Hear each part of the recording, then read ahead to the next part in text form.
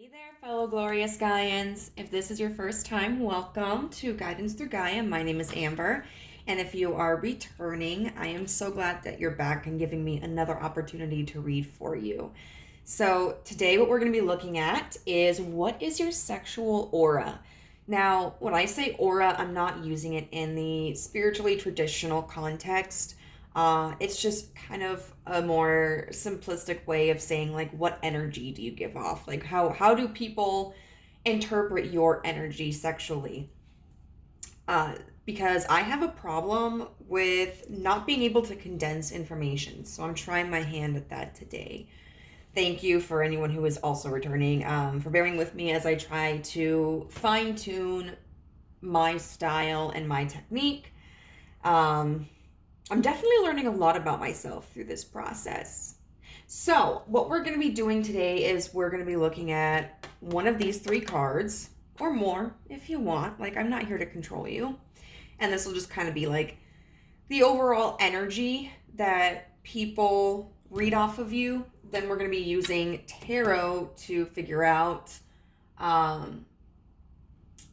like, what qualities about you give this impression, and also like what kind of lover people think that you are looking for or desire. And then we're going to be looking at like kind of what kinks people think you might have, and just other impressions of being involved with you. Of course, remember, this is all subjective, and this is just kind of like for fun. I did choose, if you've noticed, I chose the Disney tarot, the Disney Villain Tarot. I think it's because it's my inner brat. Just, I don't know. It seems like a fun deck to use this for. So, without further ado, we have three piles to choose from. We have pile number 1,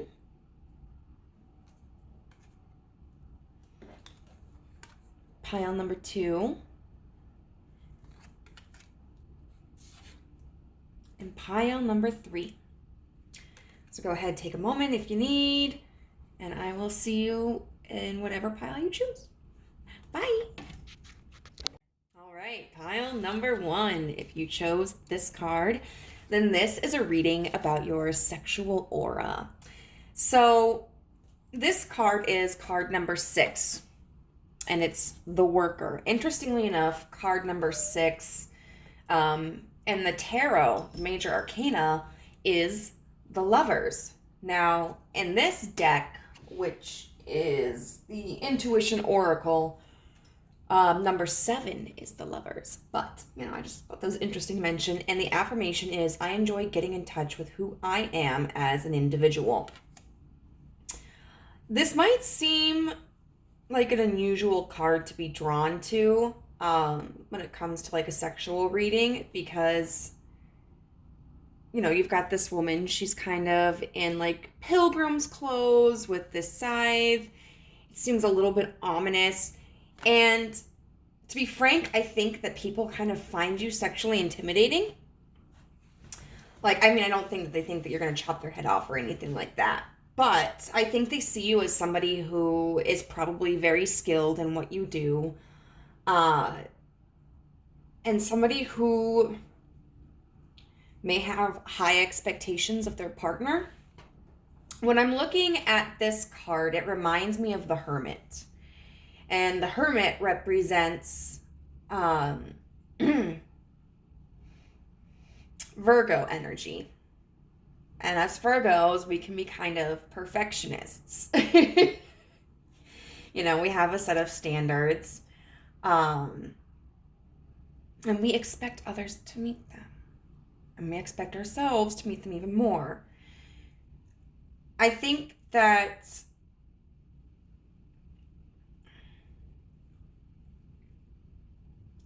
there's this, how do I want to put it?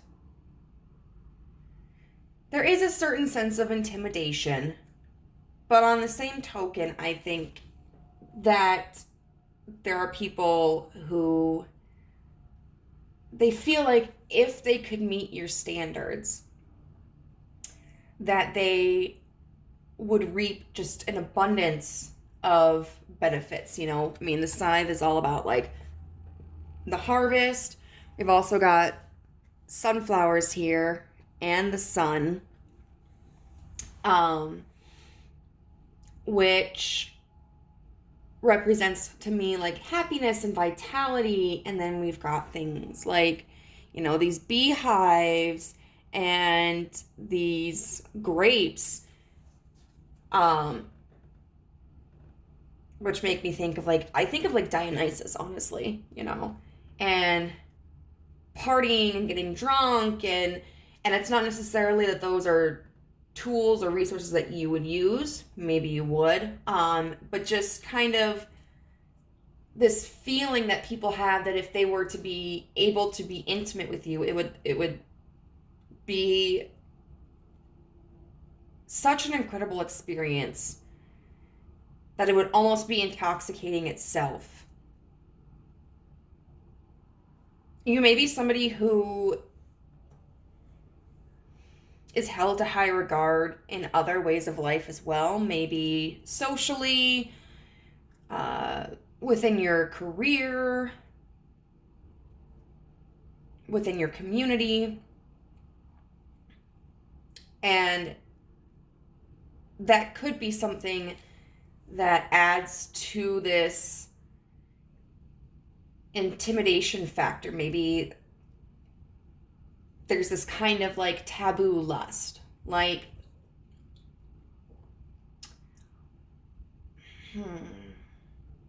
like if you are an important figure within your community and you have to maintain a certain image, I feel like there are people who are like, okay, this person looks proper, and I wouldn't say necessarily innocent, but I suppose like, I don't want to say restrained either. Composed, I suppose. But they're like, I bet they're a fucking freak in bed. Like they're too well kept. They're too composed. They're too diplomatic. Like there's gotta be something underneath that. And so I feel like there's really this air of mystery that is intriguing to a lot of people. This kind of sense of like being proper, that they feel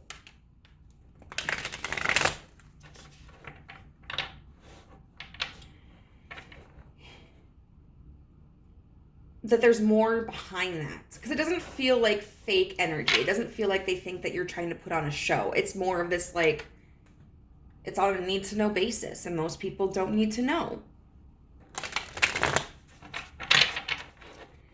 All right, so let's see like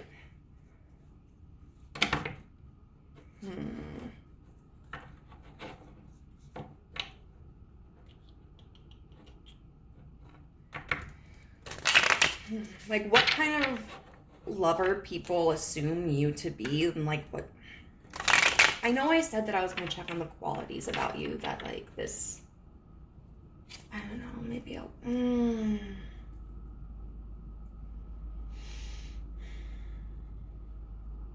okay, so yeah, we'll do a couple of qualities that people like, a couple of qualities about you that kind of contribute to this interpretation. And then we'll look at like the assumption people have of what kind of lover you are, and then what kind of lover you're looking for. So the Two of Wands. Two of Wands is very confident, very passionate, very creative energy.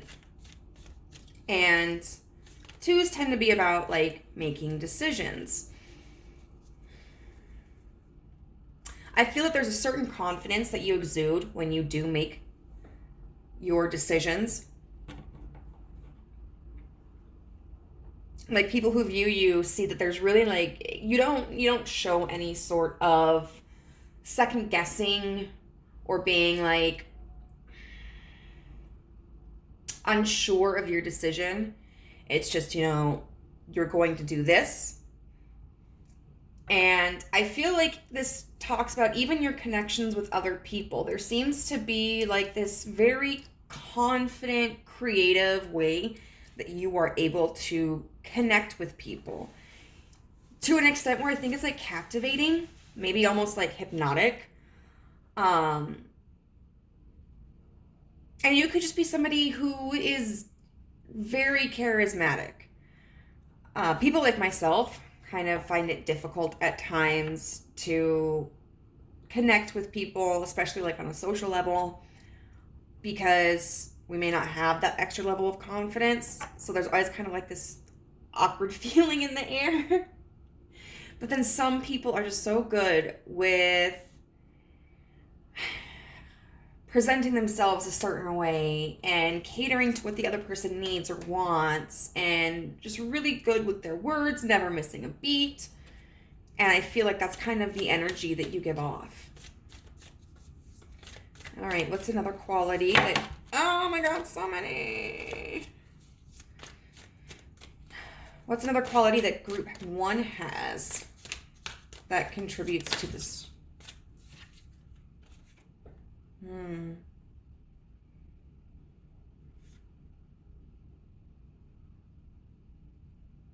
Kind of wanted to come out sideways, but sideways cards make me anxious. So it was mostly in reverse, so we're going to take it, the 6 of Cups in reverse.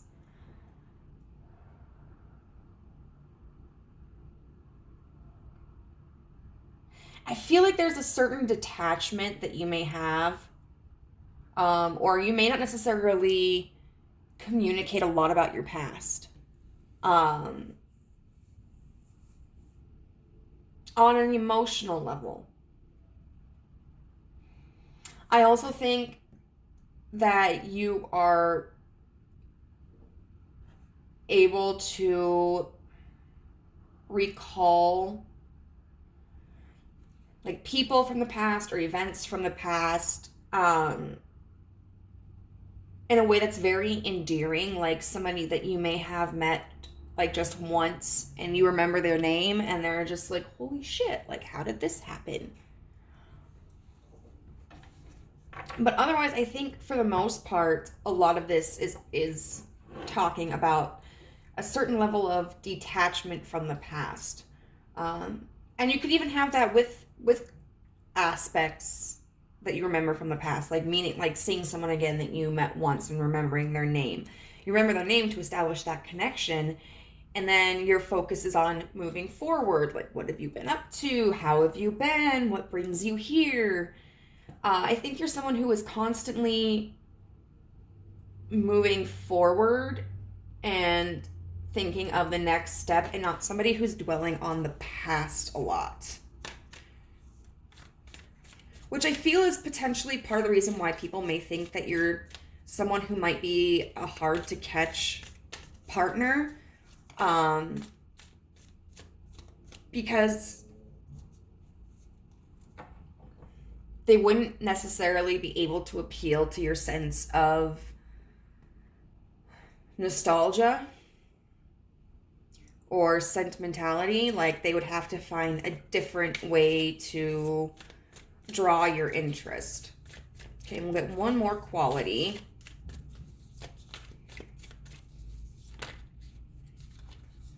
Oh, we're gonna get 2. But, So we've got the 7 of Cups with the King of Cups. And I'm going to take those 2 together. It seems like you have a lot of suitors. It really does. And it seems like these suitors, or even just people within your immediate surroundings, it could just be connections, But with the King of Cups, that doesn't necessarily feel representative, because we've got it with the 7 of Cups as well. It doesn't feel representative of like any single person in your life. It just seems like you may be surrounded with people of high caliber. And I think for the average person, that can be very intimidating. And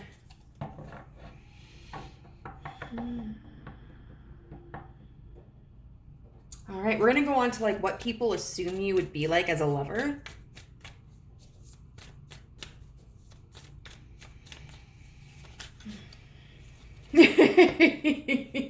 Sorry. 10 of Wands. She's just stealing those wands. And the 5 of Swords in reverse. I'm going to take these two together. I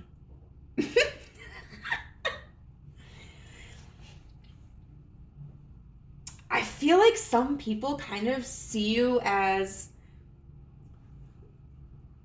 like a very dominating personality.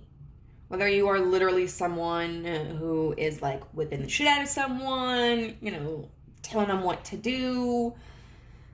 You know, whether there's like this really linear categorical identification of I'm the dom, you're the sub, or it could just be that because they feel that you have high expectations that you're gonna fucking work them hard. Like this 10 of Wands, it does make me think of like taking these branches. I mean, okay, these are actual wands, but like, you know, like when people got like those really flimsy branches, I'm like just smacking them. You know, and with the 5 of Swords, that can be about like internal defenses. And a sense of like maybe hostility or hesitancy, but in reverse, you know, that's broken down. And so I feel like the way people interpret how you would be as a lover is that you are going to work them to the bone. Like you are going to be persistent in your demands and bend your lover to their will. Now, this is like, in this sense, you know, this is a very like attractive quality. I'm not getting any kind of energy about people being adverse to that idea of you. It does seem like people are like, holy fuck, this is sexy. But I mean, like, for instance, if you want your partner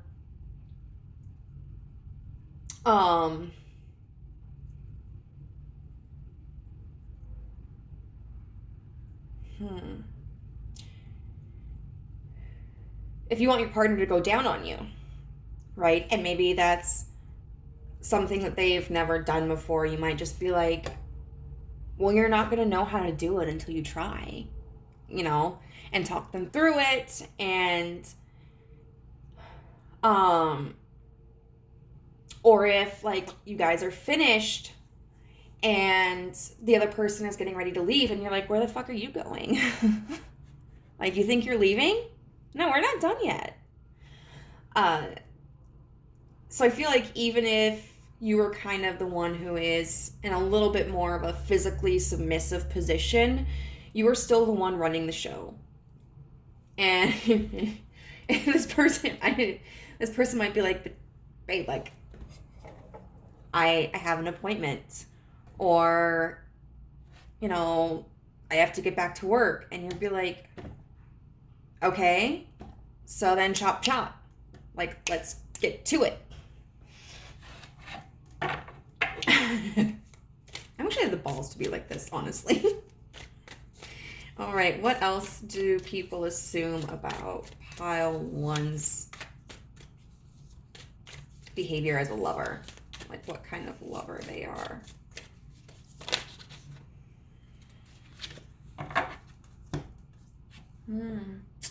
The Chariot in reverse. Which I think,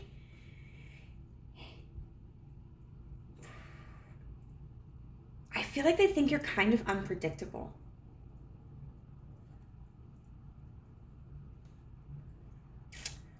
that if they were to get involved with you, or whoever is involved with you, like, it must be a fucking wild ride. And that there's no, like, routine to it.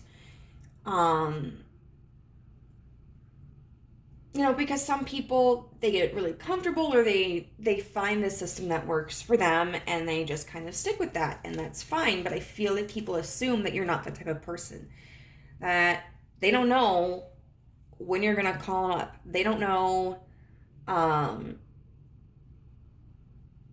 where you're gonna want them to meet you. They don't know what kind of sex that they could expect from you that day. Like, is it going to be a quickie? Are you going to go for 3 rounds? Are you going to be on bottom? Are you going to be on top? Is it going to be at home, or is it going to be in public? Is someone going to be tied up, or is there going to be food involved, or, just any kind of thing. Like, I feel like people just don't know. They feel like it could be a roller coaster with you, just always keeping them on their toes. All right, one more thing about what kind of lover people think you would be. Temperance in reverse. All night, all day.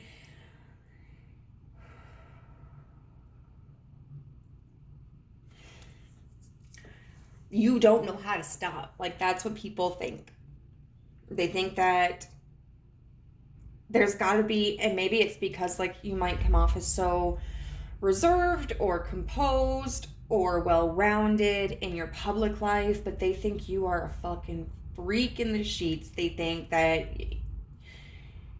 you must indulge constantly, like, whether it's with one person and you just are going at it all the fucking time, or whether it's with multiple partners at once, or just cycling through someone all the fucking time.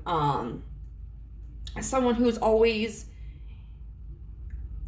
changing up their sexual routine. And that's very exciting for them. And I kind of get that. I mean, like, for myself, because publicly I'm so sweet and so friendly, that attracts a lot of male attention. And they like to think, like, oh, I bet she's fucking nasty. Which, I mean, maybe, but that's none of their fucking business, unless they like them. Then it is their business. Like, we can make it their business. But, I think they imagine that you have, like, all kinds of different toys, that you have sexual experiences in so many different locations, all times of the day, and, like, they really think you're straight up fucking nympho.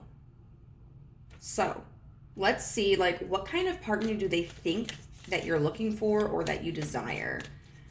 What kind of sexual partner do people assume you desire? I'm going to take this one because it just flew out. The Knight of Coins in reverse. I would say they think that you're not looking for commitment. They think that you want something really flexible. That you want a partner who doesn't necessarily want to define things.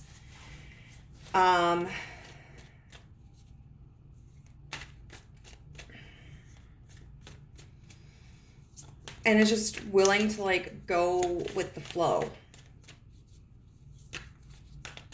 for as long as it suits the both of you. The Six of Coins, but somebody who does give equally. Because not only, I mean, there's a hyper focus here a lot on this idea of people assuming that, like, it would take a lot to please you. You know, are you making them work for this? But there is this also understanding that, like, as this worker energy, like, you are going to do your fair share. You are going to do your part to please your partner. Like, the worker is not somebody who doesn't invest but then expects a certain level of return on it. I think it's just what's really, like, enticing about you is you may kind of draw in people who are looking for a chase, who are looking for a challenge, and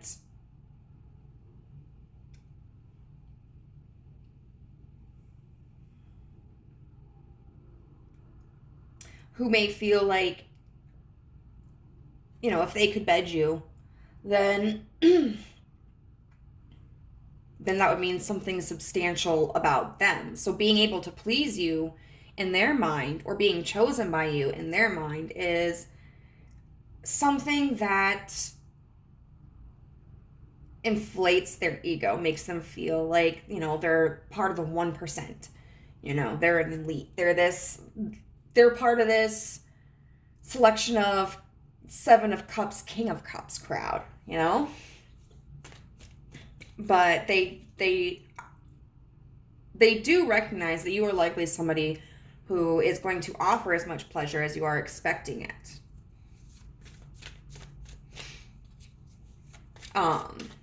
What else do people think that you want in a sexual partner?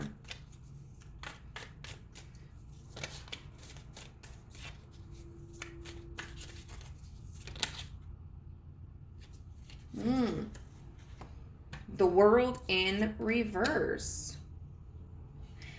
So it looks like you're not necessarily interested in a one and done situation. I would say with this World in reverse, it's kind of like this Knight of Coins in reverse to me, which is just being open, being receptive. Like, hey, maybe it's 4 months down the road, but, like, if I call, like, I want this person to pick up. We can pick up where we left off.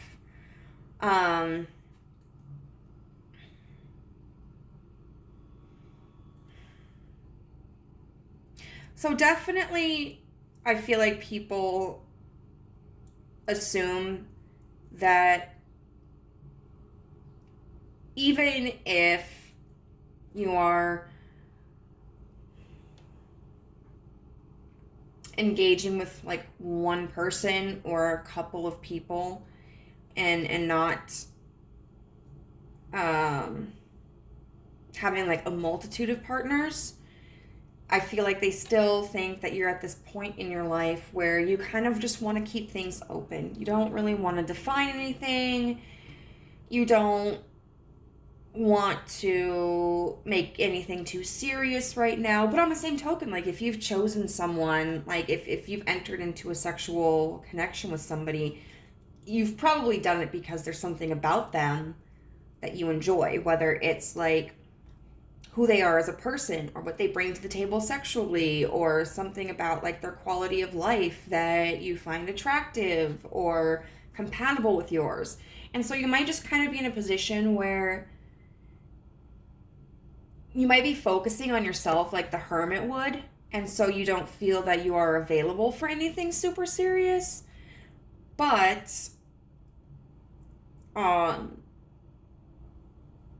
it's kind of like, well, you know, when I kind of get things done, when I get some loose ends tied up, or when I feel that I'm stable enough in my life, you know, I might want something more serious down the road. And then we'll get one more. We'll get one more. You sound like a very ambitious, driven person. Good for you.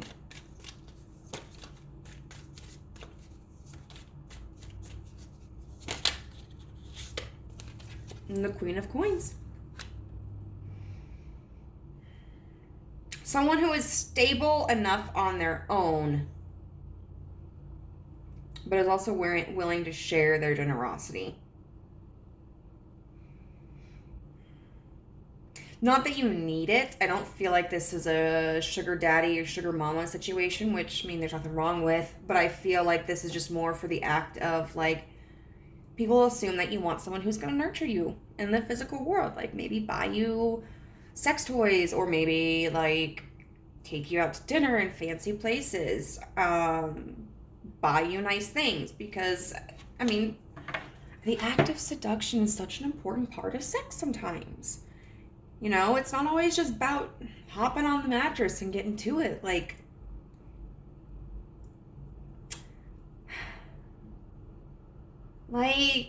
wooing someone can really add to like the intensity of a sexual experience, you know? All right, so I also want to see just a few ideas of what people may assume about you.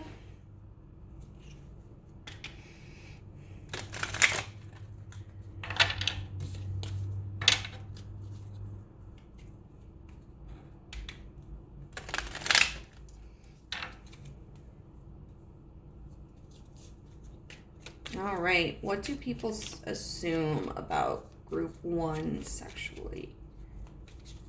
What do people assume about group 1 sexually?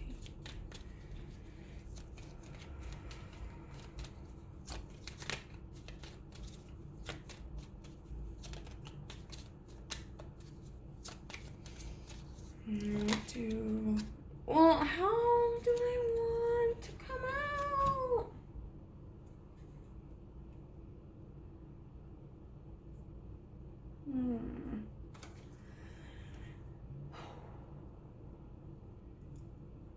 Okay, so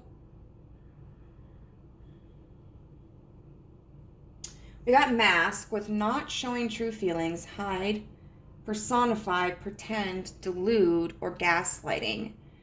But it was in the reverse. Oh, excuse me. So I feel like what that kind of shows is that people think that, you know, this presentation of who you are to the public, of being like really refined, in control of yourself, I feel like they think that there's a certain authenticity to that. Because if someone is able to maintain that much control over their own image, I feel like they interpret that as, well, of course they'd be able to maintain that level of control in the bedroom as well. Somebody who knows what they want and can be very selective about their partners, and who is not shy to express like what they expect to be done.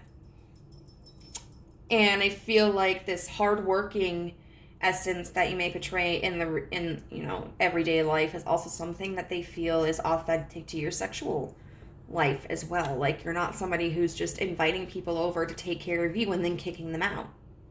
You know, it's like a symbiotic relationship. The acts, we have breakup, separation, stop the pattern, silent treatment, and abandonment. Now, I kind of get this. I immediately thought of the term battle axe.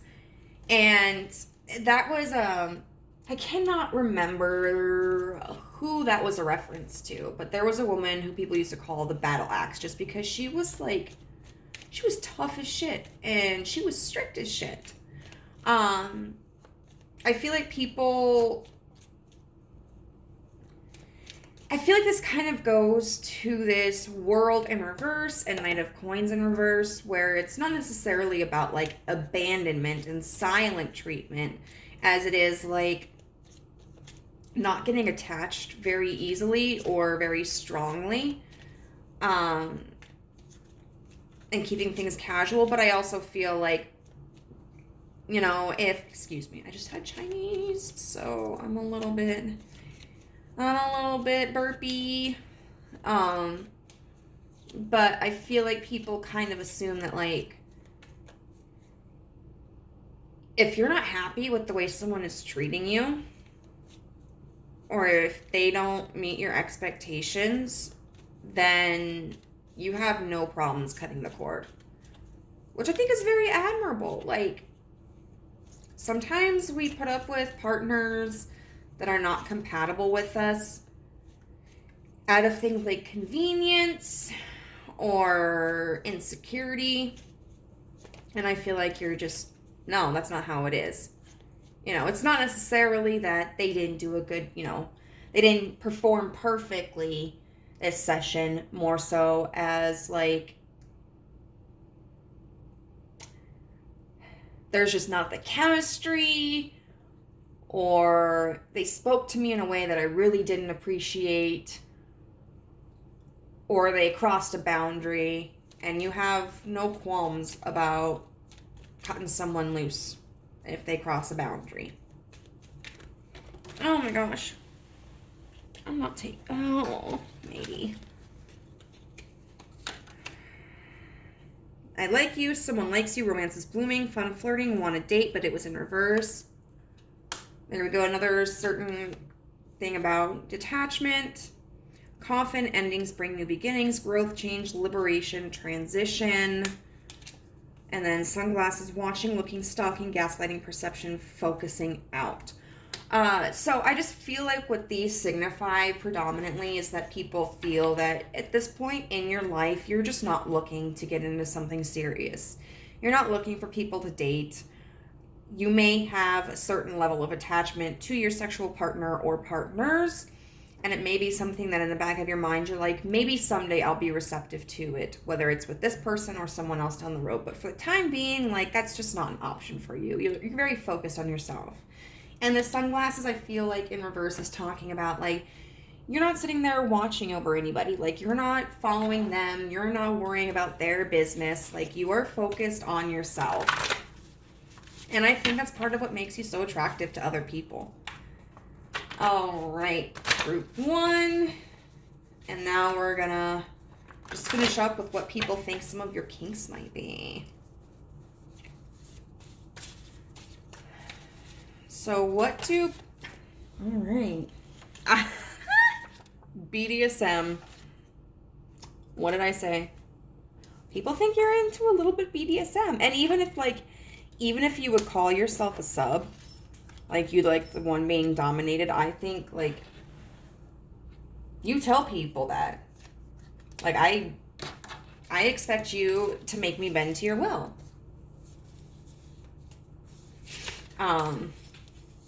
Or you might just be a dom, but people definitely think you are into BDSM.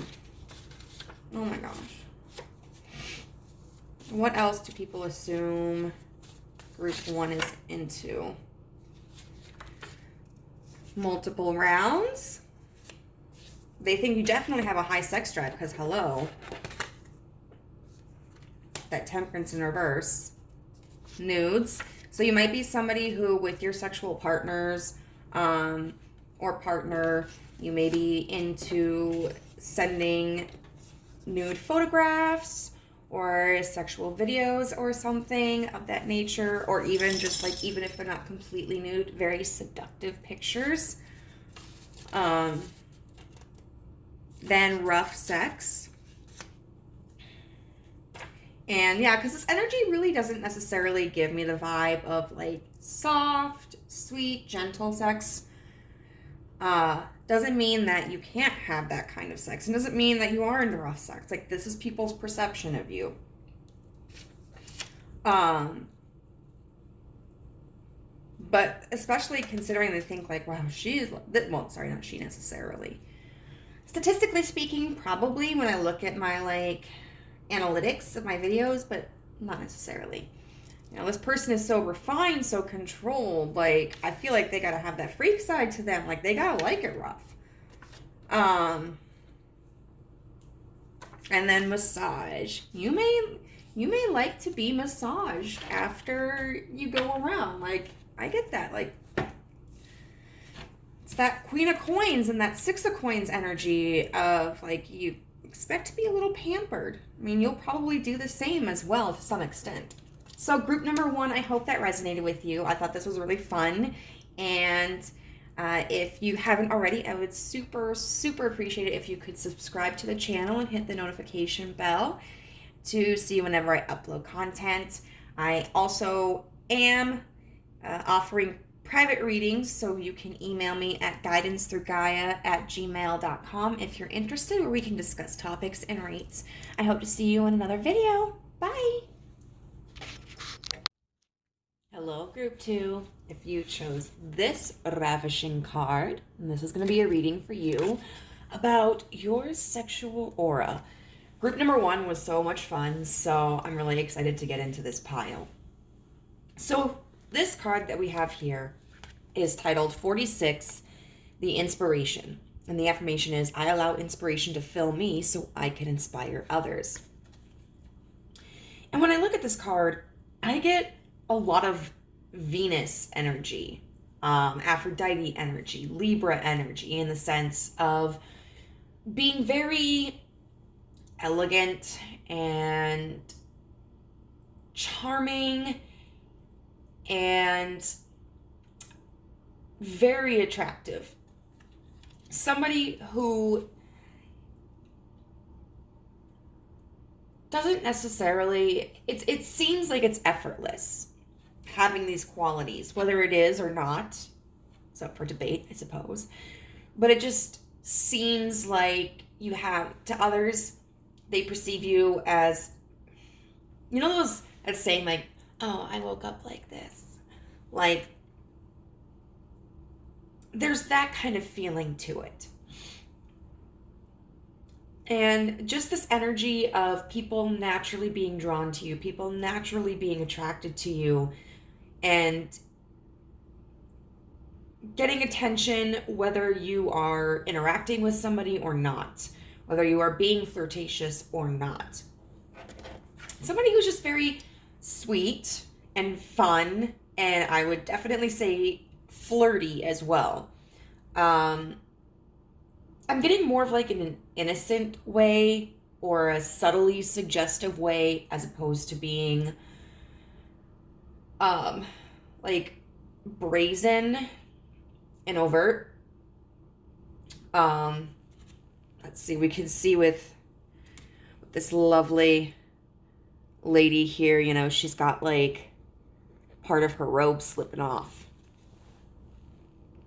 And I mean, that's kind of customary, you know, and like depictions of like ancient and classical art. But I just, when I look at that picture and I see that, it just makes me think of somebody who just like giggles softly. It's like, oops, sorry. I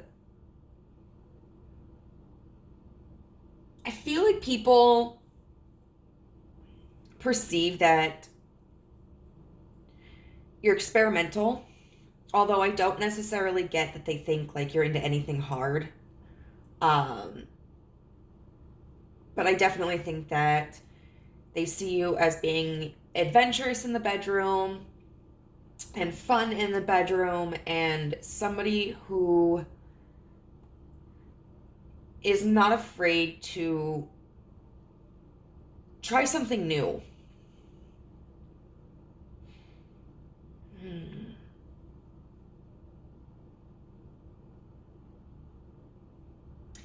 And with these curtains right here, it kind of makes me think of the theater.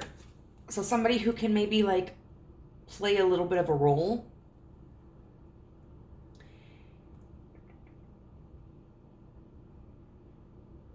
And that's all.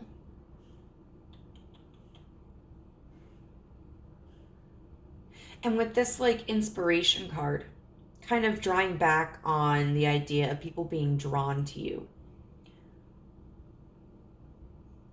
Like taking the center stage and just this aura of you inspire like this attraction in people. You inspire fantasies in people.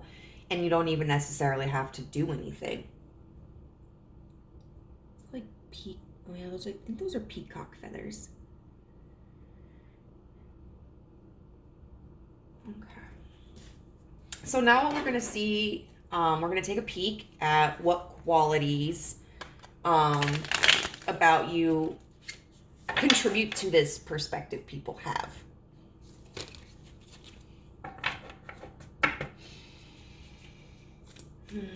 So what qualities about group number 2 contribute to their sexual aura? This perception that people have of them. What qualities contribute to this perception?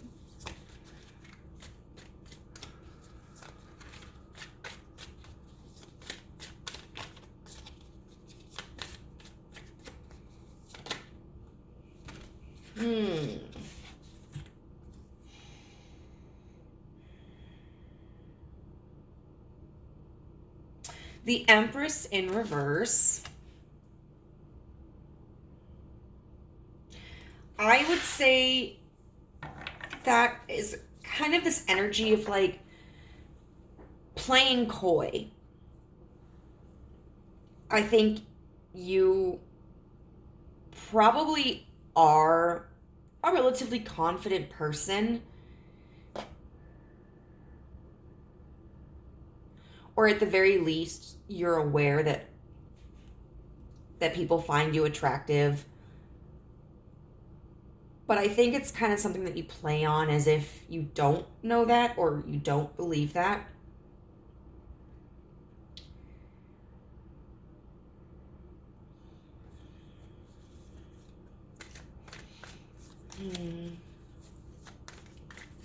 Because the Empress is somebody who, like, I mean, she can be humble, but like she very clearly is confident in herself. And she's also somebody who nurtures other people. And part of that coyness, I think, is just kind of like allowing people to fawn over you and brushing it off as if it's no big deal. But I think people interpret that you enjoy it, that it's fun, you know, and that you kind of brushing it off is a little bit of a part that you play. So what else about group 2 contributes to this perception?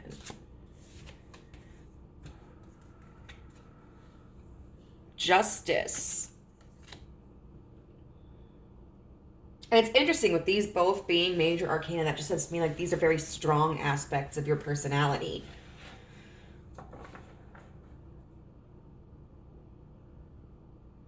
I feel like you do have a certain level of humility that you express.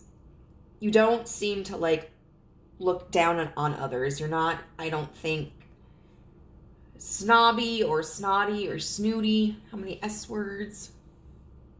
SN.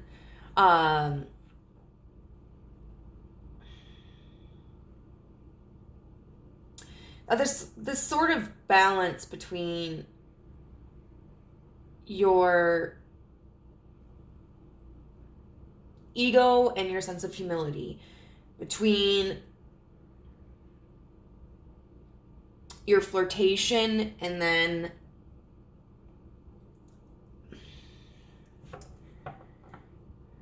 withdrawal, I suppose, or platonic conversation or interactions.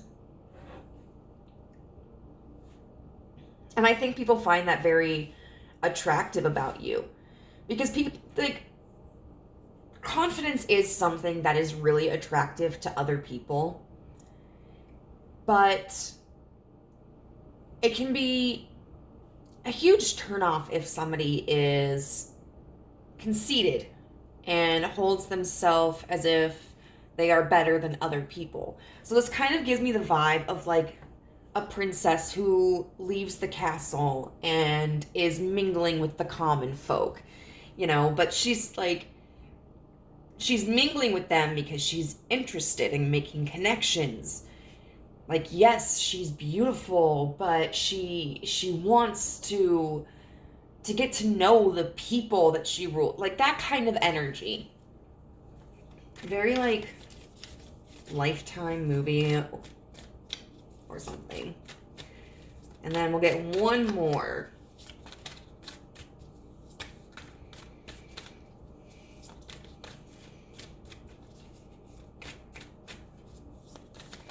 What quality about group 2 contributes? The Page of Coins. So the Page is somebody who is excited to begin a new investment. But there's like a naivety to it, or the Page isn't somebody who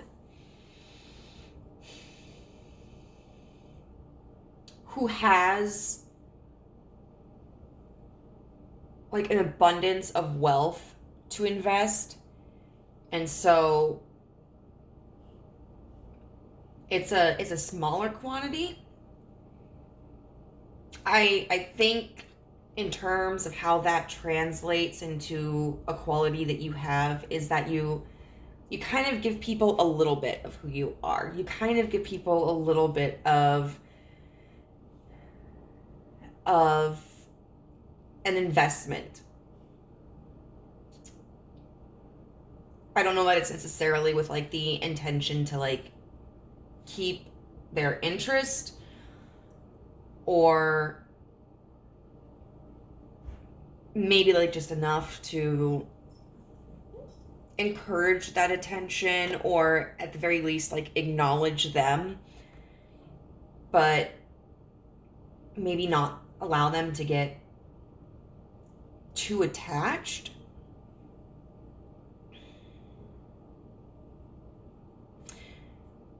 I'm not getting right now anything about a perception of like, or like a tendency of being hard to get, or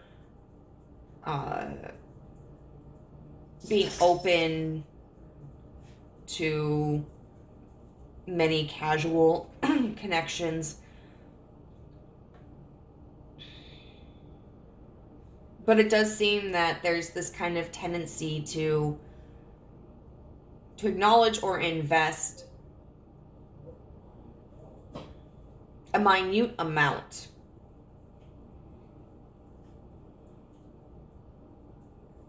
Whether that's to encourage the attention or to, like I said, acknowledge the other person. Because once again, there's this sense of you have a certain level of humility. You have a certain level of kindness and fairness. And so you're not somebody who is just feeding off of attention but ignoring everyone around you. You do engage. You do interact. You do acknowledge.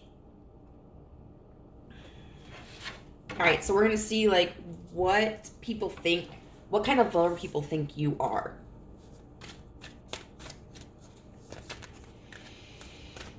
So what kind of lover do people think that group 2 is? What kind of lover do people think group number 2 is?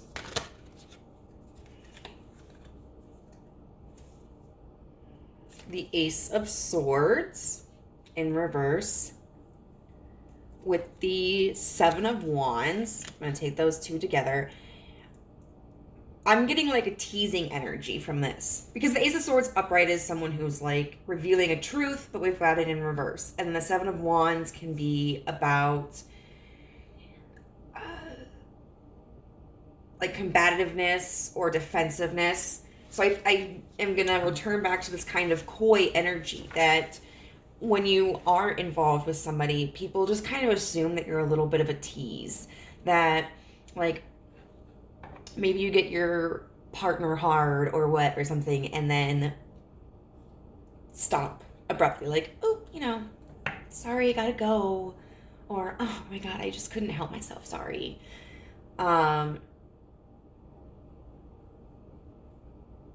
Or somebody who could, I don't know, dress in a very sensual way, or wear a cologne or a perfume that you know, like, just drives your partner fucking crazy. And it's with the intention of getting them all riled up, but not necessarily with the intention of giving them any sense of satisfaction. You may end up giving them satisfaction. You may allow them to feel satisfied. But even if you do, there's this assumption that, like, you kind of get off on, like, on having that power over somebody. And it just kind of makes the experience more intense for you. All right. So what other assumption what else do people assume about pile 2 as a lover?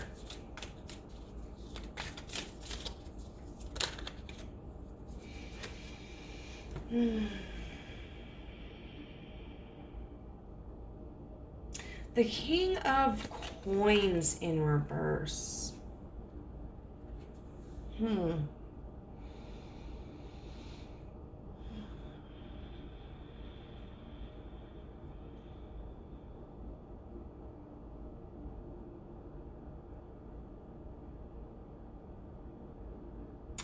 I would say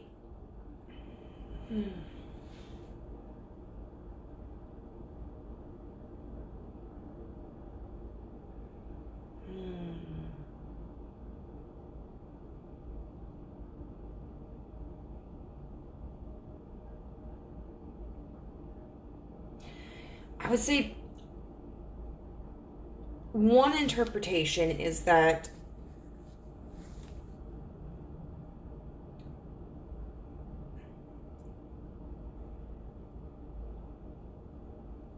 how do I want to word this?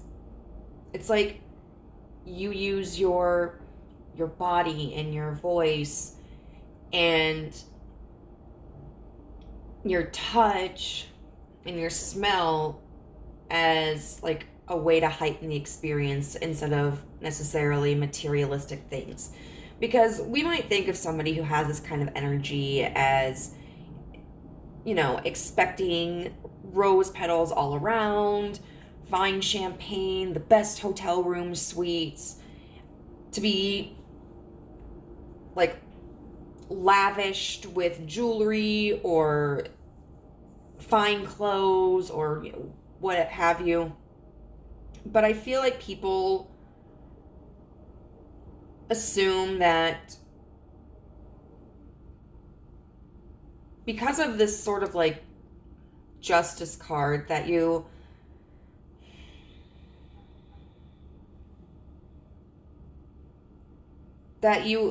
are more about the experience than you use yourself as the experience. You don't need material things to make the moment amazing or memorable. They may also see you as somebody who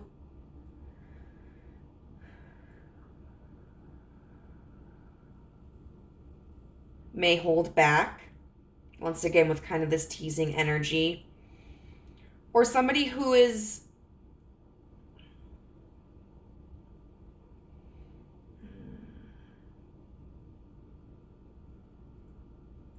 maybe not like a long-term partner.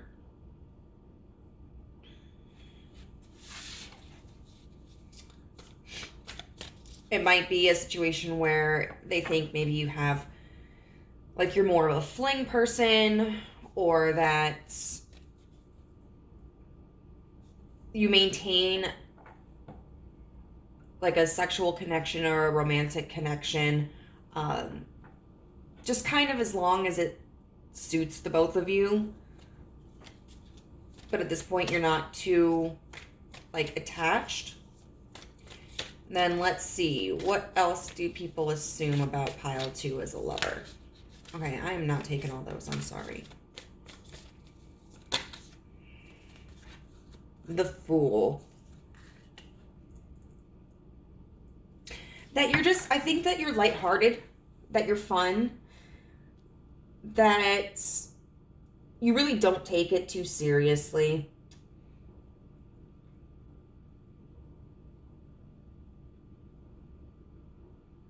You might be the kind of person that they imagine, like, I don't know, if someone falls off the bed, that it's not going to ruin the mood, but instead it'll just be kind of like a funny moment, like somebody that you can laugh in bed with, which I think is really important. You know, some of the best sex I've ever had was when like weird shit happened.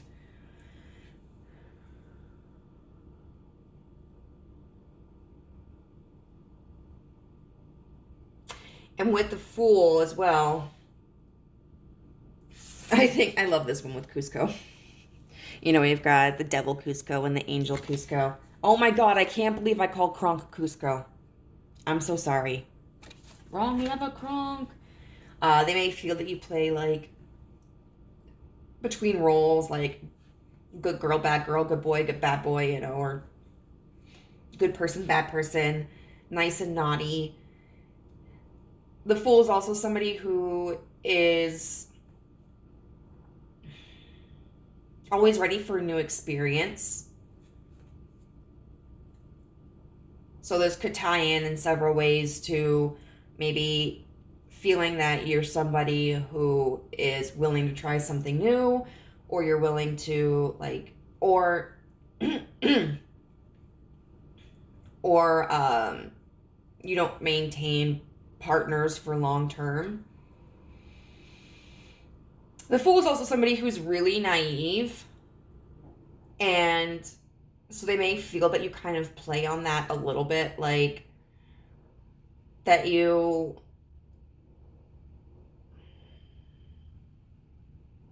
maintain a certain level of innocence as a mask, like, oh, you know, I don't know what to do. Show me. And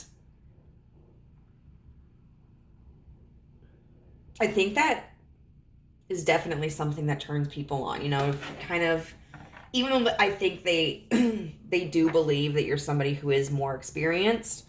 But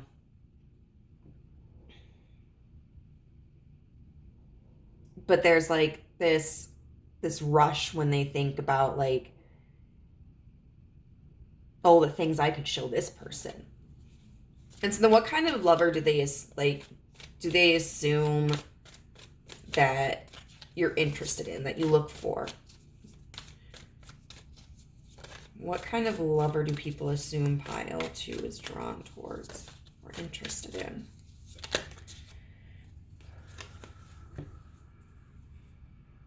The Wheel of Fortune.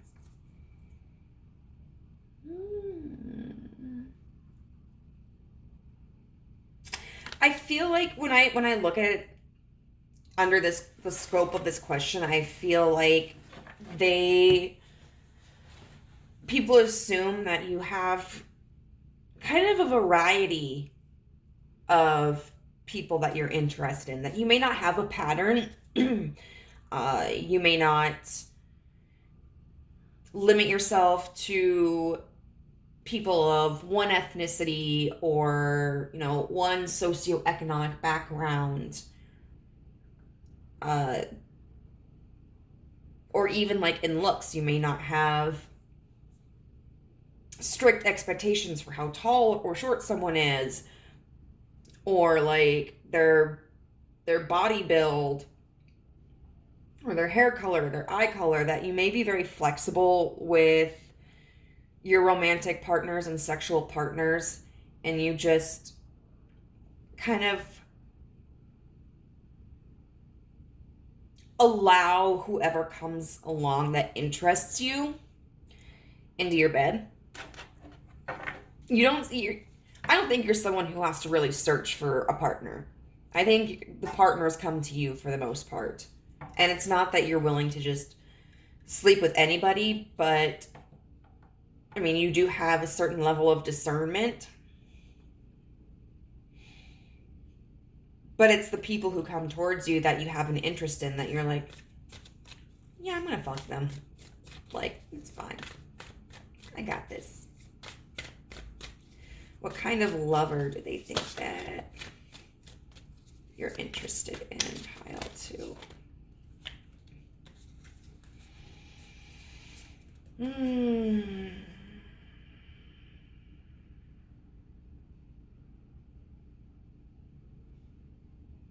We've got the 5 of Cups in reverse with the Knight of Swords in reverse.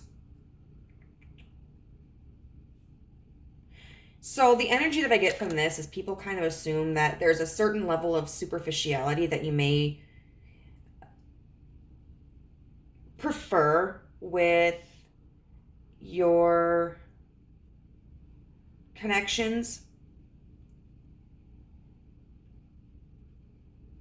that they kind of assume that you're looking for somebody who's not going to try to share their whole life story with you. Because the 5 of Cups in reverse can talk about being able to see like what we have left after a loss. But then you've got the Knight of Swords in reverse. And with swords being about, you know, the cups being about communication and the swords being about communication. Did I say communication for cups too? I meant emotion if I did. You know, and knights being about messages, but it's in reverse. To me, that just kind of feels like a block. So people kind of, I think, assume that when you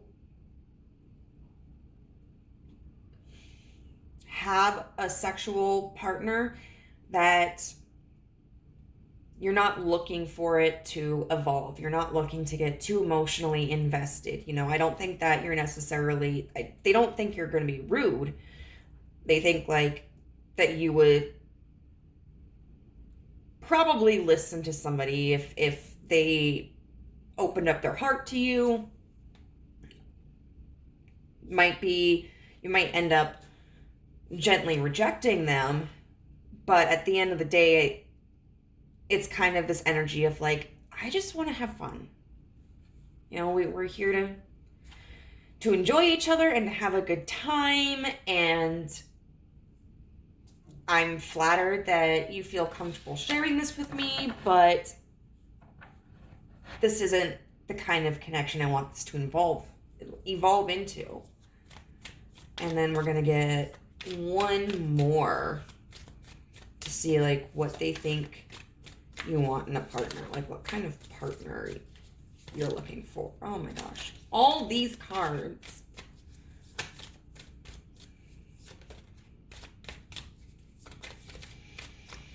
What do people assume about what pile 2 desires in a partner? I'm just going to go with that one.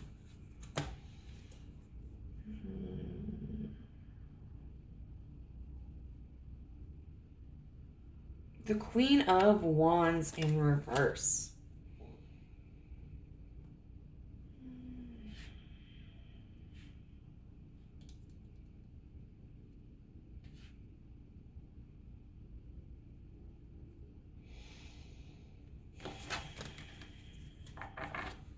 I'm going to get a clarifier on that one.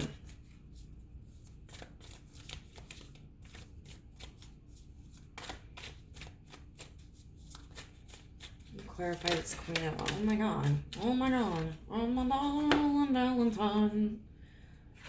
I know we've got the 4 of Coins in reverse. We've got the 2 of Cups in reverse and the 5 of Swords.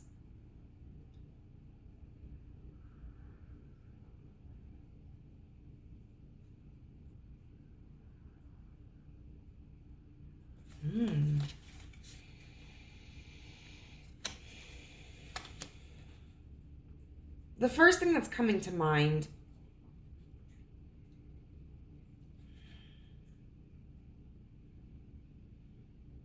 is because when I think of the Queen of Wands upright, I think of somebody who's incredibly confident. Someone who, like a Queen of Wands in reverse,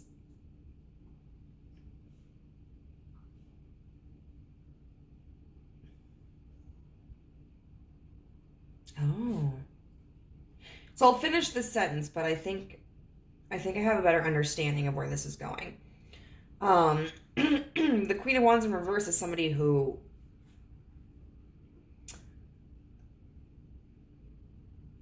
doesn't have that confidence, is a little insecure. And so there might be this assumption that you kind of prefer a partner who is a little insecure so that they put you on a pedestal.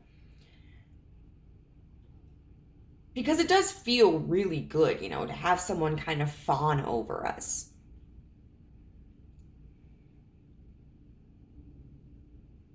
And, you know, that we can make feel special. Of course, we can have that without somebody feeling insecure. Also, though, the Queen of Wands is somebody who's really creative. And so in reverse, I feel like it's kind of this similar energy that we had beforehand, but potentially more in like the way of where they step down from the creative role in the connection and allow you to be the creator, kind of follow your lead.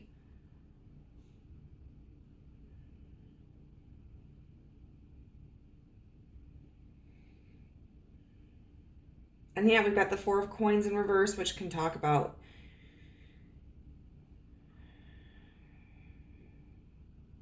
surrendering.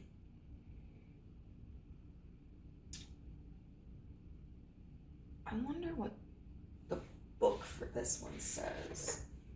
Because this sometimes has a little bit of a different definition for their cards.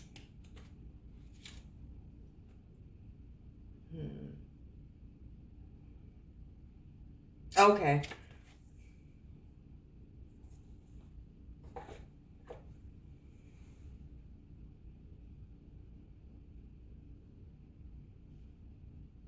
Talk about being kind of careless with resources, which, you know, resources can mean anything, like whether it's money or compliments or sexual availability.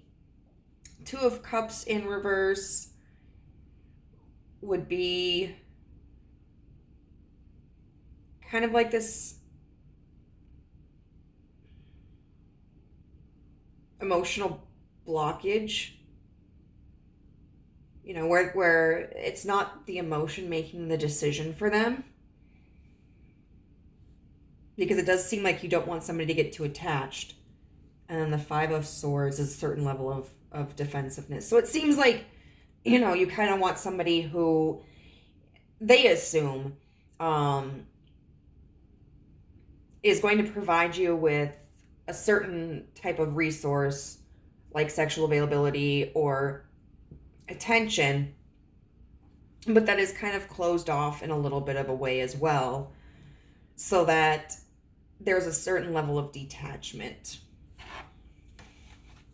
And so now we're going to get into what else they may assume about you and your connections.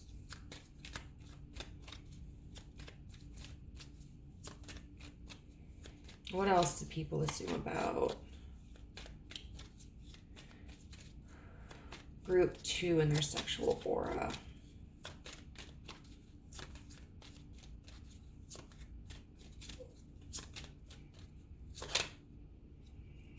The Dragonfly, which says be lighthearted, finding out things coming to light, adapt, change, and heal. Now, the lightheartedness I still feel is true. But when we talk about like adapting and change, at the end of the day, it seems like you do kind of run the show. And I mean, I think you would be receptive to what a partner would be interested in, like sexually, but you're definitely going to have some boundaries. I think there are things that are like off limits, you don't feel comfortable with. I think this also talks about, because dragonflies can be about transformation, that people assume there is, once again, no transformation in your sexual connections. And I'm not really getting a reason for that. With group 1, it seemed like mostly just because it had that kind of similar energy of not getting too serious, but it was for the fact of them kind of being at a point in their lives where they were just focusing on their independence and building up their material wealth and all that kind of stuff and their reputation. With this one, it might just be because people see you as maybe just not having the maturity or not feeling like you've reached a point at your life, like, you know, still kind of having that, like, I'm still young energy. Like, I don't want to settle down right now. I just want to have fun. All right, what else do people assume about group 2 sexual connections? Okay. Girl with a snake, empath and narcissist paradigm, being charmed or used, enable, and boundaries.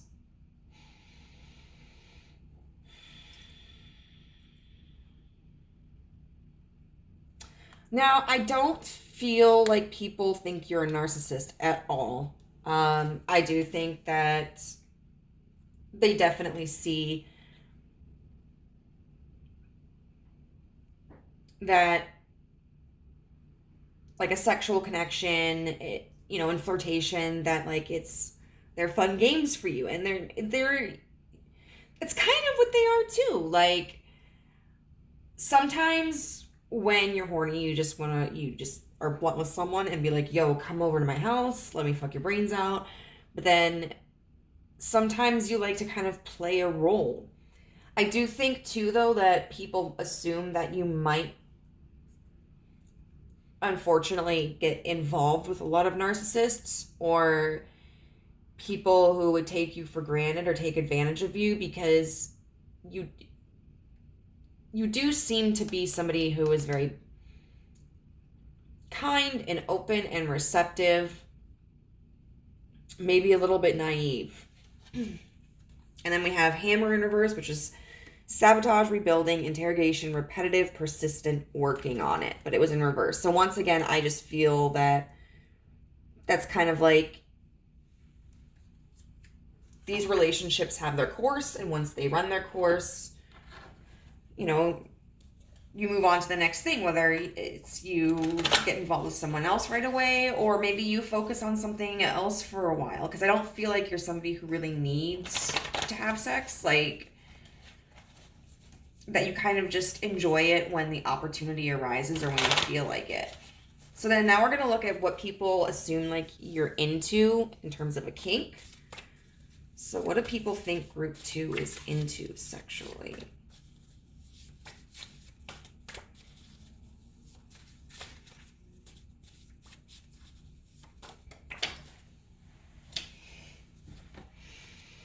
Okay, we have threesomes, which I feel like you kind of could. Yeah, it gives me that, like, adventurous spirit where,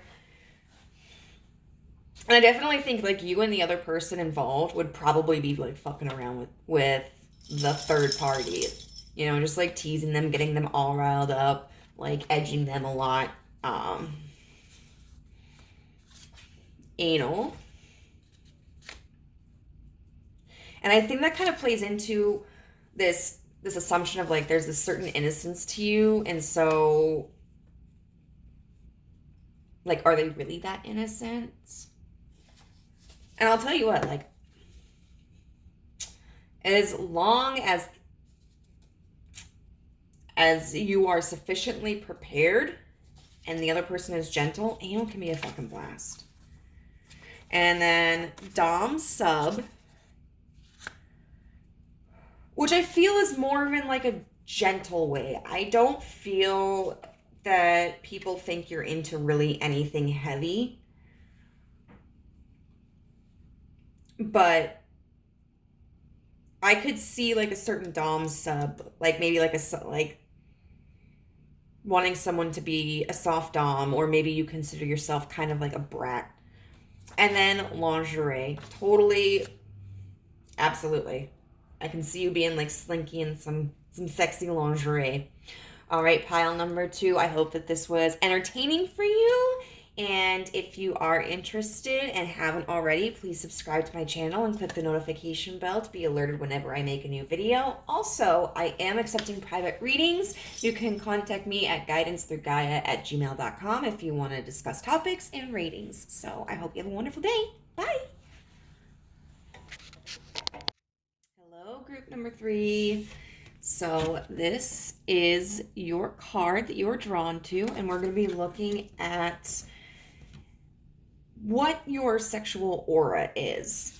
So this card is card number 28, and it is called The Past. So it says, affirmation, I shine awareness and compassion on my past. Now looking at this card, it's considerably darker toned than the other cards that were drawn. It takes place in the evening, and it makes me think of shyness, timidity. We've got this Cupid right here who seems a little intrigued by this version of itself, but also hesitant to approach it, cowering almost, or trying to hide part of its nakedness. This card in the book talks directly about the Cupid when it's younger, behaving in a way that's very whimsical and not always taking into consideration the consequences of its actions, in terms of some people falling deeply in love, yes, and having a harmonious relationship, but other people that are struck by the Cupid's arrow experiencing heartache. And then as the Cupid grows, it becomes more aware of the shadow aspects of itself, begins to deal with the traumas and to heal, becomes a little bit more conservative. And I kind of do feel that this does directly correlate with how people may perceive you.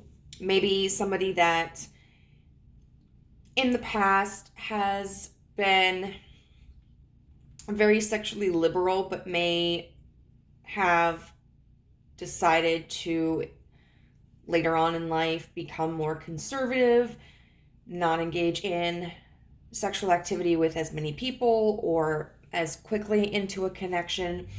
This may also mean that some people may not necessarily perceive you as having had a strong, like, casual sexual history, but somebody who may just be more shy sexually, somebody who may be inexperienced, hesitant to engage in that kind of arrangement, almost as if potentially like it's taboo. And it's kind of interesting because in the first 2 piles, when I looked at their respective cards for kind of the overall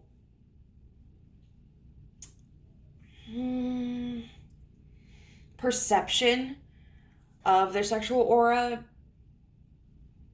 the energy that was really coming off of them was like this energy of lust. You know, these were traits that somebody found extremely attractive.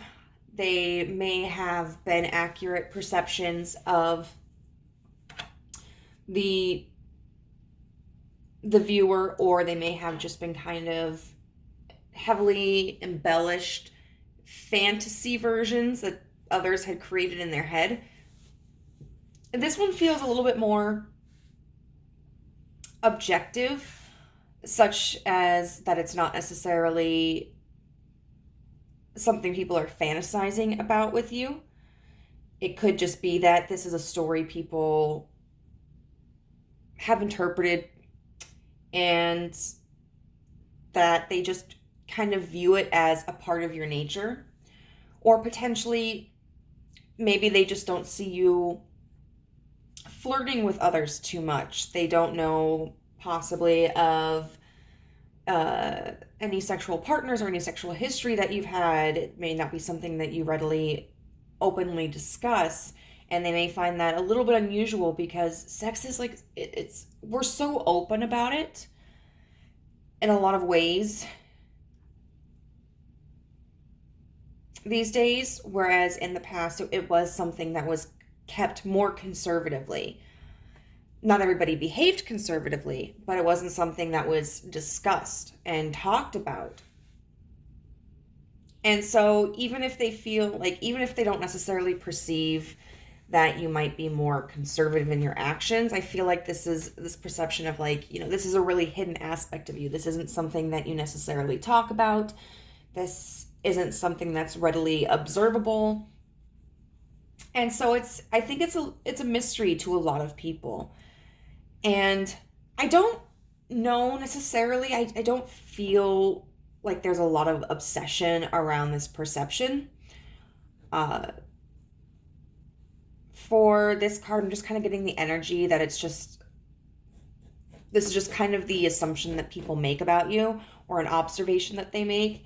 And of course, some people may dwell on it. They may try to come up with a backstory for you that allows for what limited knowledge they have.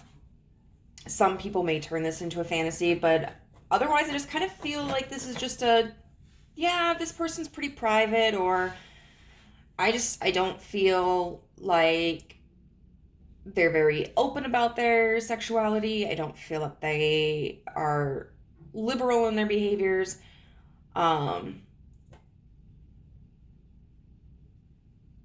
I just feel like that's notable because of how open our society is these days. So I'm going to be looking at first with tarot what qualities you exhibit that contribute to this interpretation.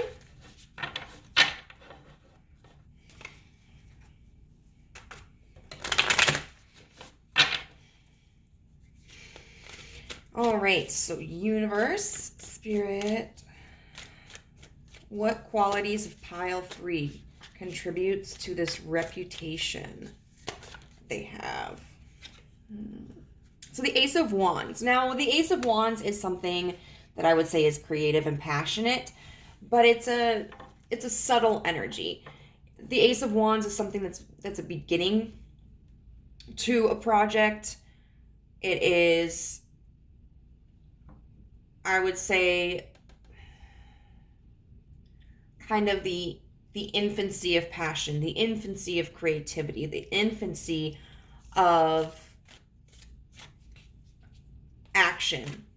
And so I think that there are some qualities about you that kind of, I would say people don't assume that you're like asexual or anything, not that, there's absolutely nothing wrong with being ace. There is, unfortunately, like a stigma surrounded by it, and I think we definitely need more representation in the media and in the arts and just open discussions about it, because people so often assume that part of being human is just having a sex drive. And so we are becoming more open with the idea of different types of sexualities or different types of like sexual expressions, whether that's with like, BDSM or poly relationships or E&M relationships, being gay, being lesbian, being pan. But all of these are kind of under the assumption that there is a sexual component to it. Like, even you could technically be in a poly relationship and or be E&M and not engage in sexual conduct, but we would typically associate those types of relationships as having some sort of sexual component. So I get that there's still this judgment of people who don't show an interest in sex, because there's still kind of this impression that well, what's going on? Like, maybe they just haven't met the right partner, or maybe they're just stressed, and that's not the reality. Like, there are some people who just don't want to have sex or don't have high sex drives. And that's just a different kind of experience, and there's nothing wrong with it. I would say that in this situation, I would say people understand that you potentially have like a sexual history, or that that there is some kind of like interest, but it's like a flicker, of a flame. It's not the whole fire. It's not something that I think is overt. It's just kind of this brief glimpse, and it could be that they, it's in the way that you look at somebody, or, it's in a subtle body posture, or, it's maybe a little bit in the way that you dress. So there's something there that's suggestive of like, okay, I do have a sex drive. I do have a certain level of sensuality, but it's not the definition of who you are, and it's something that I think you don't expose to everybody, and you don't expose like the length of it to everybody. Wow, that came out really dirty. I guess, what are we doing here? We're gonna get dirty. All right, so what other aspects of group 3 contributes to this perception of them?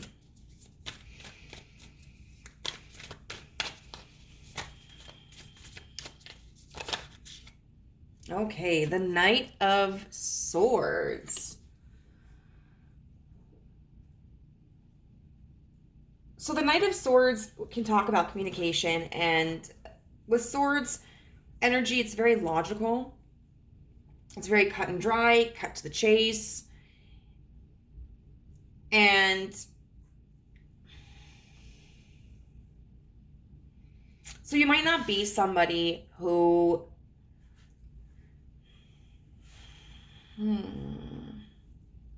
uses a lot of like flourish when you talk. You might be somebody who discusses like more practical matters, or uses like more technical kind of cut and dry language.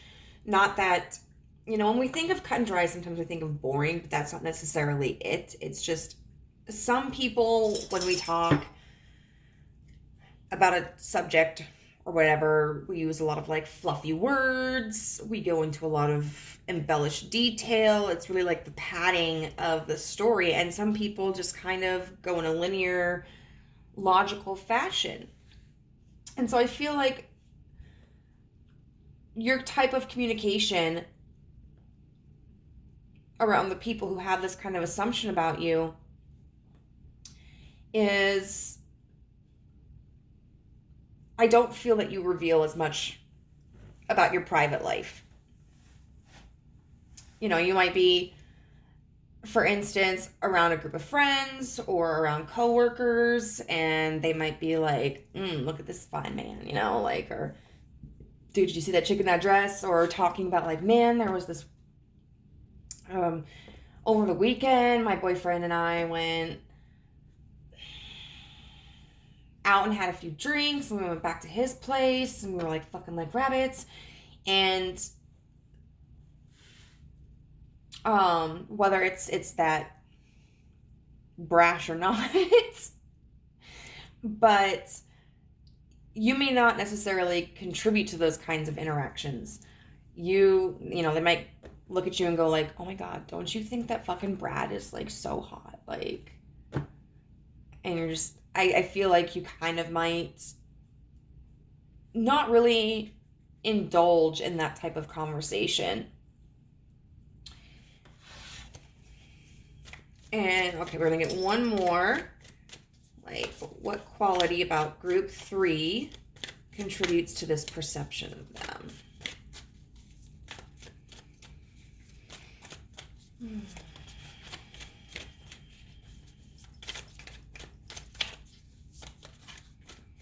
What quality of group 3 contributes to this person? Oh my god. I don't know which ones to take.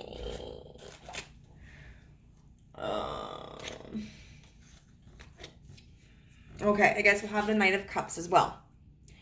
So the Knight of Cups, it's interesting that we have 2 knights here, you know, about movement and messages. And so even though there's like this hint of passion, even though there's this hint of sensuality and sexuality, you don't seem to be so fixated on the physical appeal of someone or a situation. Let's talk about Brad. Everybody's like, dude, Brad's fucking hot. Like, you know, like I saw he had a chub the other day and that thing looks huge. And you might be like, but dude, Brad's kind of a dick. Like, he's not nice to Carol. And half the time he doesn't come to work. And so I feel like the people around you may be more focused on the superficial aspects, and yet you're looking deeper into the situation. And, you know, it's not that they don't look deeper into situations in their own lives, but they may be more prone to looking at situations superficially, or they may have somewhat more of an even balance. Whereas you may have the kind of imbalance in terms of what you're communicating, and in such a sense as where you are very analytical and you delve deeper into situations instead of just taking things for face value. And that might confuse them because they might be like, well, yeah, I know he's a dick, but like, still, he's really fucking hot. And you might just be like, that has no bearing on how I perceive him. Like, because I'm not concerned at all about his physical appearance since he is such a jackass. And sometimes people don't know how to separate the two, or they may be willing to overlook certain aspects because they're favoring the opposite aspect. And I mean, that's a fascinating thing about people. Like, our brains work differently. We prioritize different things. We focus on different things. And it doesn't necessarily mean one is right or wrong. So now what we're going to do is we're going to look at like what people assume about you as a lover. All right, so what do people assume group 3 is like as a lover? Oh, we got all these. Oh. The 3 of Wands in reverse. The Wheel of Fortune in reverse. And the Fool in reverse. They don't think you're getting any. Like, they don't think that sex is a part of your life right now. Because, like, you have the 3 of Wands in reverse. And the 3 of Wands can talk about creating something, working towards like a creative foundation. And the fact that it's in reverse is, it's like, no, there's nothing there. Like, there's nothing to build upon. The Wheel of Fortune reverse tells me that they kind of see it as like a misfortune, or something that you're not even allowing to be a part of your life. And I mean, look at this. We have, for the Wheel of Fortune, we have Sleeping Beauty's little wheel right here. You know, she pricks her finger and she falls asleep. And then we have the Fool in reverse, refusing to start, you know, refusing to begin a new journey, begin a new adventure. And so I don't think that people would perceive you as having any difficult having sex if you wanted to. But I definitely think that they feel that you're in a position where you just like, you don't want to do anything right now. You don't want anything to do with it right now. Like, and I think they do think that you've been scorned in the past. And that's why we have this Cupid that's looking like really timid and kind of off-put and like, bro, like, don't come near me.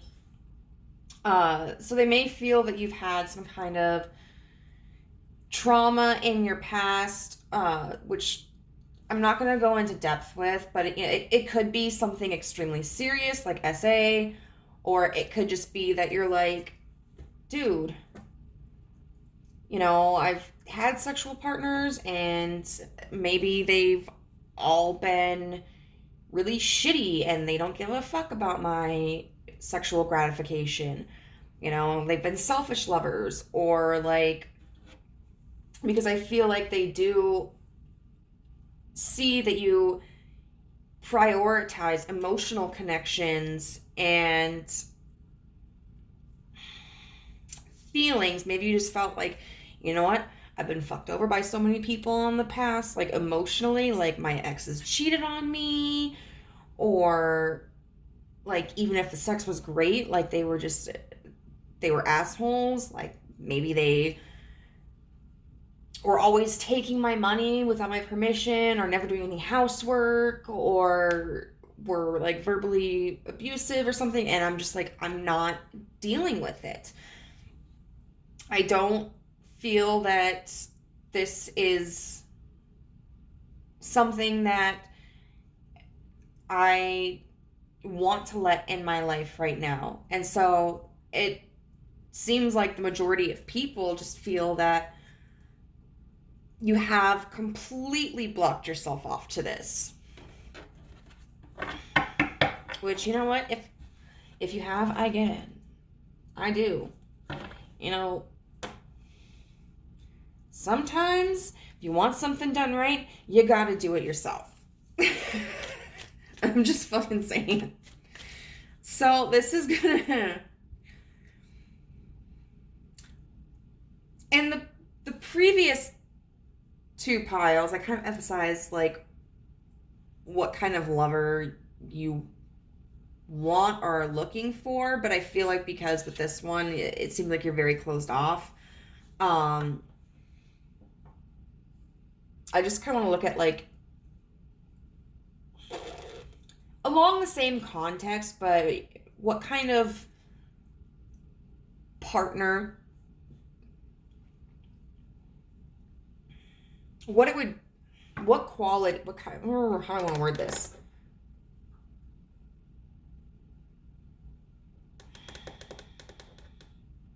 I guess kind of like what your requirements are. What kind of person what kind of person people think it would take to make you receptive to this type of energy, to being intimate with somebody again. So what type of person do people think it would take for a group 3 to be receptive to them? What kind of person do people think group 3 would allow into their lives like this?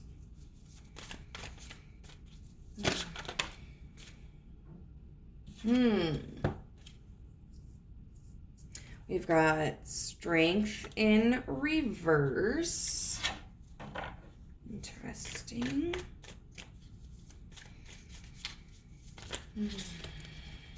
What kind of person do they think? The Queen of Cups in reverse. And the High Priestess.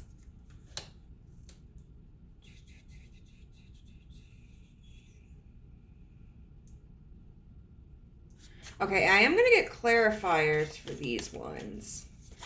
I didn't for the other piles, but this one's kind of interesting to me.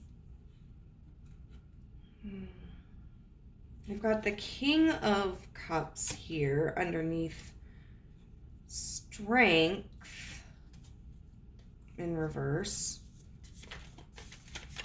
So we have both the Queen and the King of Cups. The Ten of Coins upright underneath the Queen of Cups in reverse. And then this High Priestess energy. What are we looking at for the High Priestess? And the Three of Swords in reverse.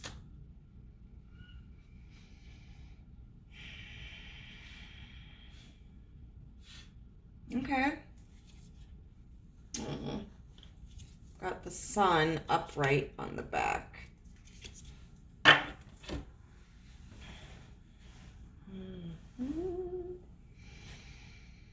So with the Strength card in reverse, clarified by the King of Cups in reverse, I really feel like what people believe it would take in somebody for you to be receptive to them is, on one hand, like emotional vulnerability.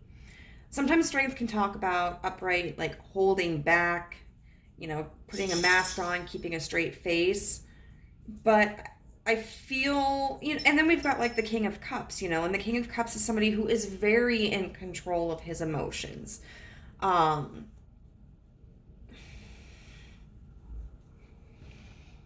Somebody who I would say understands his emotions explicitly, has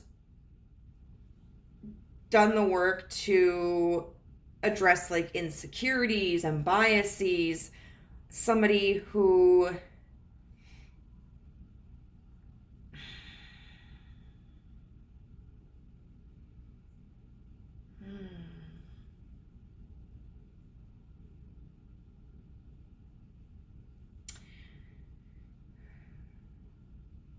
I just keep thinking like wax poetic.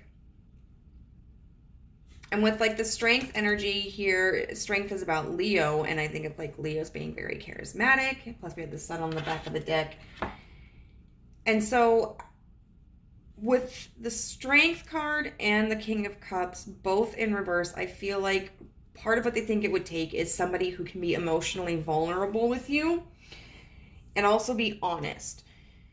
You know, somebody who's not just going to tell you what they think you want to hear, somebody who's not going to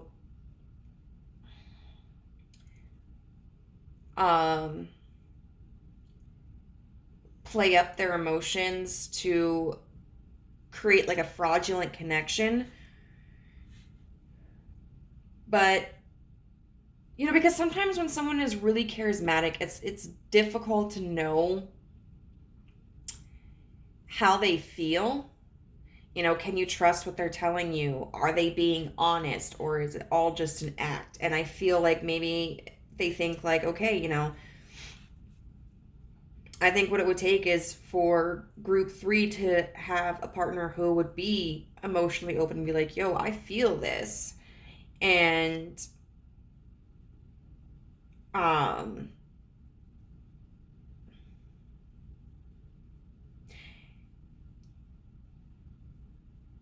you know, or like, this is what scares me, or I'm upset about this, and like they're just real, and it's in a way where you have no second guesses about, you know, is this person being honest and authentic. And then we have the Queen of Cups in reverse with the Ten of Coins.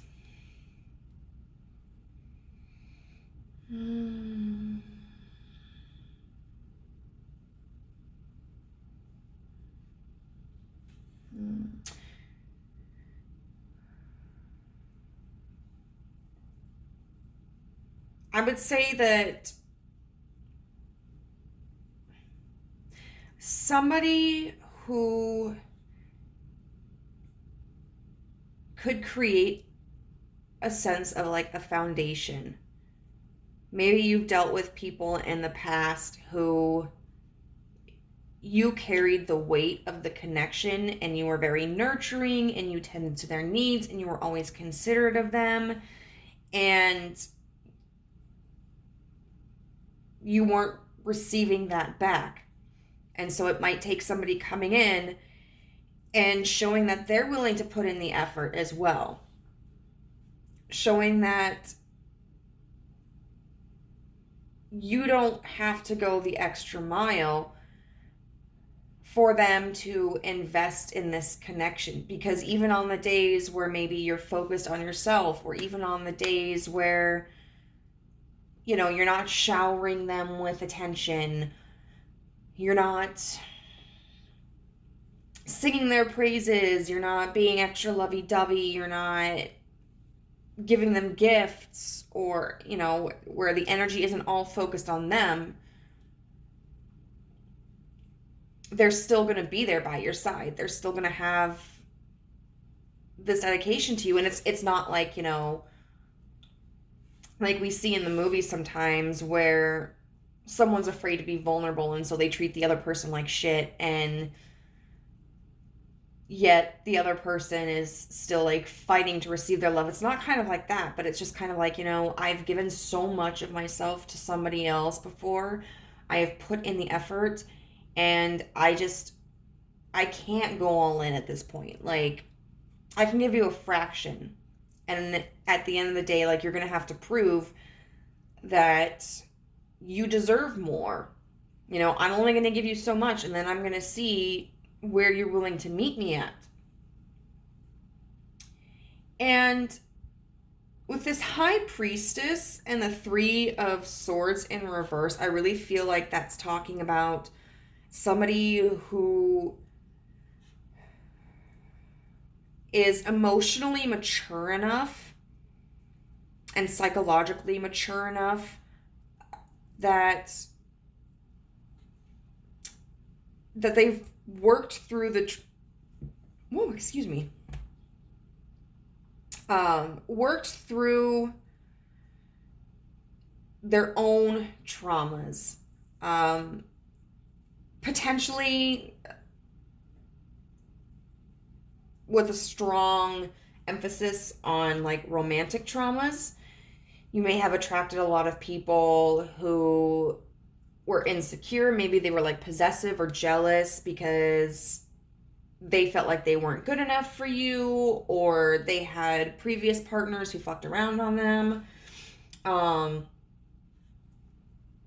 Maybe they attracted partners who were extremely codependent, and so they became avoidant, or maybe they attracted partners who weren't compatible with them, and so they were always arguing, and they just kind of allowed themselves to grow into that trauma instead of grow from it, and like take root in those traumas and carry them from relationship to relationship to relationship, as if each relationship was going to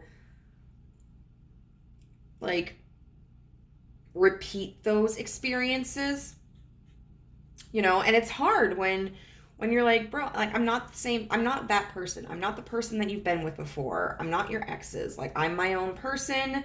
I've never fucked around on you. Why are you accusing me of doing that? Why are you trying to control what I wear? Why are you looking through my phone? Why are you trying to control who I talk to?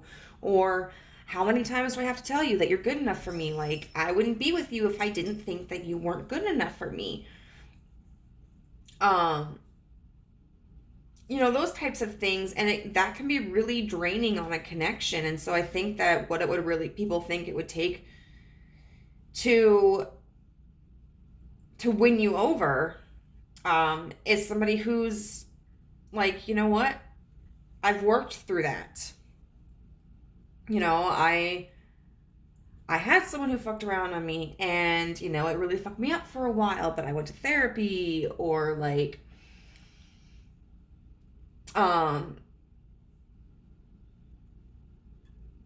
I kind of like, I was interested in someone and I was repeating the same old patterns, and this person called me out on the carpet for it and was like, you know what, I don't have time to deal with this shit. So I'm sorry, but we're done. And that made me snap back into reality, and I decided to work on myself, whatever it may be. And go like, I don't play that game. Like, I am who I am, you are who you are. We're going to have our own experiences, and I'm not going to willingly bring any bullshit from my past into this experience. And somebody who's also mature enough to understand, like, if you're acting out because of insecurities that you have from your past experiences and going like, babe, like, where is this coming from? This is something we need to sit down and talk about. Or where maybe they may eventually come to you and go like, you know what, I acted like this, and I realized that it was because of this insecurity or this misunderstanding or this perception, and I want to talk about this more, or I'm going to do better. This is really so, like, you're someone who I think, whether you've always been like this or whether this is more of a recent development, to get in your pants, like, they're gonna have to get in, like, into your heart and your mind first, because you're done fucking with people. Like, you're just like, I'm not doing it anymore. Like, you got to show me something impressive. I'm not taking bullshit breadcrumbs anymore. So let's see what else people think that being in a connection with you would be like. And I think this is kind of actually a cool reading. Like, it's not quite what I was expecting, but I think it shows that the people around you may potentially be very perceptive, and I think they do have a respect for your position and your choices. So let's see, universe, what do you want to tell us about people's perception of group 3? Keys on a ring, many options, decision, unconventional, string along, one night stand. So I feel like this could be interpreted many ways, with this being many options and decision, unconventional. They may see you as somebody who, is desirable, whether it's because you are somebody who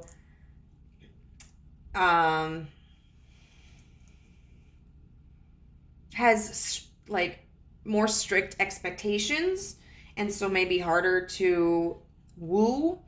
That may draw in people for you that find you interesting and like a challenge. You may also be somebody who's really attractive or really charismatic or friendly, somebody that people are just naturally drawn to.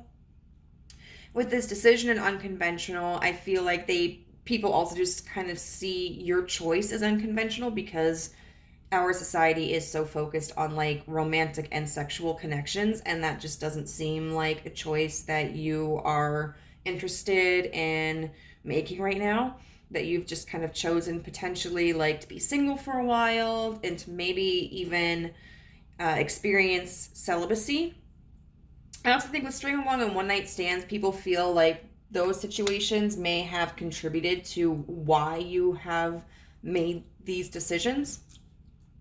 Like, they feel like there's just kind of a cause and effect, All right, what else can you tell us about what people assume about group 3?